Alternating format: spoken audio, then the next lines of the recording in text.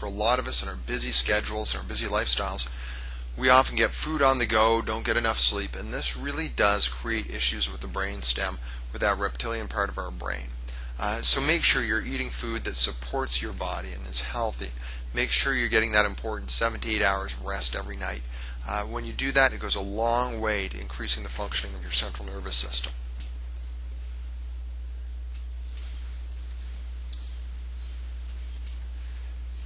Now the next thing is, whenever we're in an adrenaline situation, right, where there's some fight or flight involved, we feel threatened, our body releases a huge surge of adrenaline. And adrenaline is very interesting.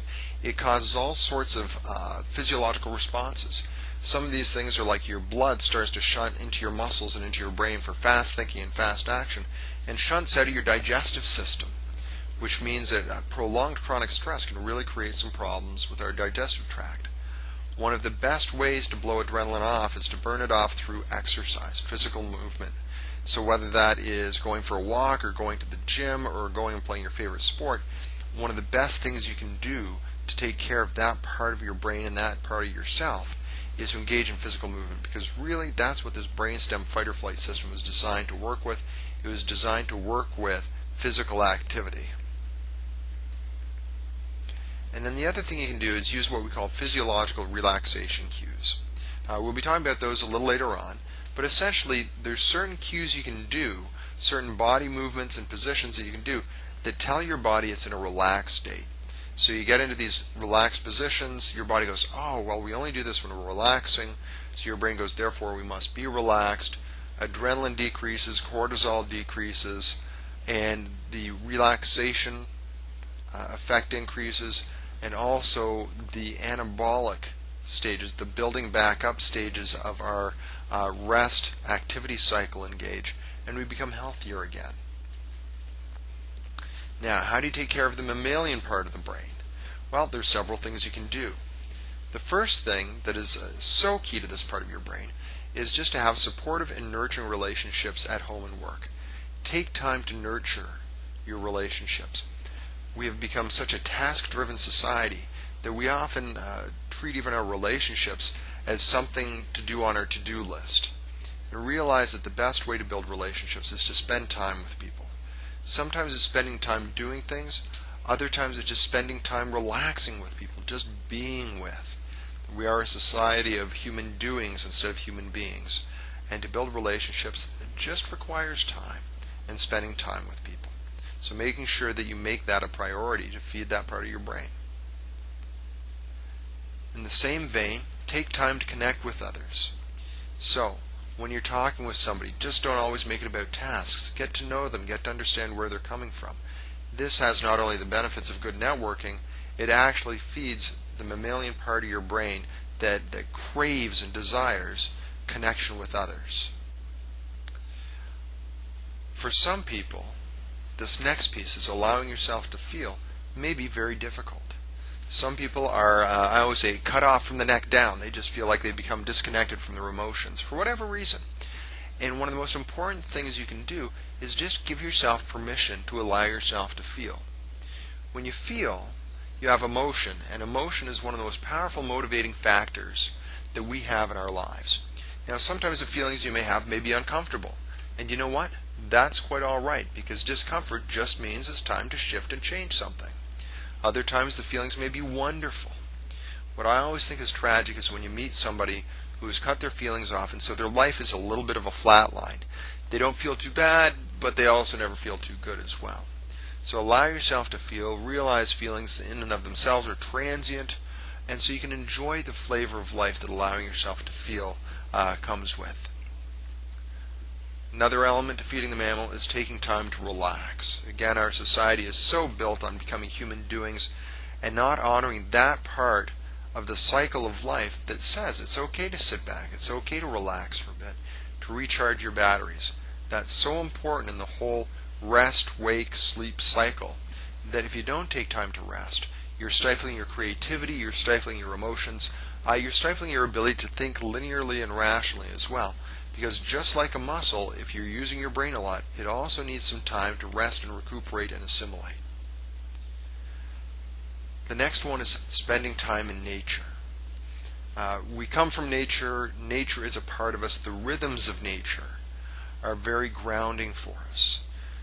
Being in a forest or spending time by a lake, they've actually found the rhythms in nature cause our own brain waves to entrain to those same rhythms.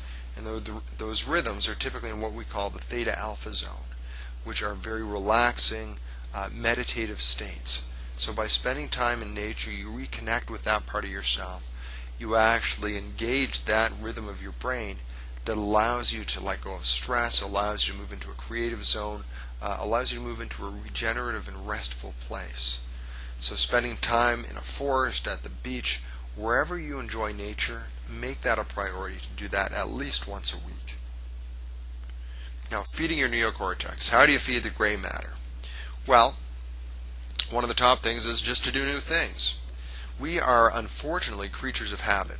And while it's important to have some habits, particularly healthy habits, if all we do is habits, we will actually atrophy our neocortex. Because one of the greatest things that our neocortex does is it allows us to do new things and work with things that are potentially unpredictable. And when we do new things, we create new pathways in our brain, we become more creative. You will actually see physical changes in the brain when we do new things. So, drive to work a different way, brush your teeth with a different hand, read literature that's outside of your normal scope. All these sorts of things get your brain going in different ways. Learning a new language is one of the most powerful ways to feed your cortex. So make sure that you take time to learn and do new things. It makes such a big difference when you are wanting to grow that center of your brain, that neocortex. In a similar vein, if there's things that you're doing that you've always been doing, do them in new ways. If you're going to the gym and you have a workout routine, switch up the workout routine. Not only will it help you with your muscles, it'll help you with your brain activity. If you're used to doing something right-handed, try it left-handed. Switch things up. If you're walking by your roses on the way to work, again, as the saying goes, stop and smell the roses. Enjoy things differently from new perspectives. Brilliance is not necessarily seeing new things, it's oftentimes seeing old things in new ways. Take time to engage your creativity. And that can be a bunch of different ways. Take a look at a problem around the office. Take a look at a problem at home. Ask yourself, how can I solve that? How can I make this better? Do crossword puzzles. Do word puzzles. There's even a fair bit of evidence that certain video games can be quite helpful for problem solving and engaging your creativity. So make sure that you take time to really do something that engages the creative processes of your brain. Along the same lines, learn new skills. What is it you'd like to do? Who would you like to be? What's something that's always fascinated you and drawn you and you've never just quite taken the time to do it? Well, now is the time to do it, and give yourself permission, because you're not just learning something new, you're actually growing your brain. You're making new connections and enhancing your creativity and your skills at the same time. Another element is just to spend time with stimulating people. People who are rich in conversation, who have all sorts of varied interests, who stretch you to think, who don't necessarily agree with everything that you say. One of the things that can be very stimulating is good conversation that isn't necessarily about conflict, but isn't about everybody saying, yeah, I totally agree with you. Let your brain run and have some fun, and spend time with people who challenge you intellectually. And here's another piece. Have fun while learning. This may seem like a stretch for some people and self-evident for others. A lot of us going through school, for whatever reason, had the joy of learning taking out of us. Whereas if you take a look at a kid who hasn't been exposed to too much school, they love learning. They just love doing it for learning's sake. So whatever you need to do to bring the fun of learning, the joy of learning back, do that, because it makes such a difference. One of the things that happens when we're having fun is we release endorphins.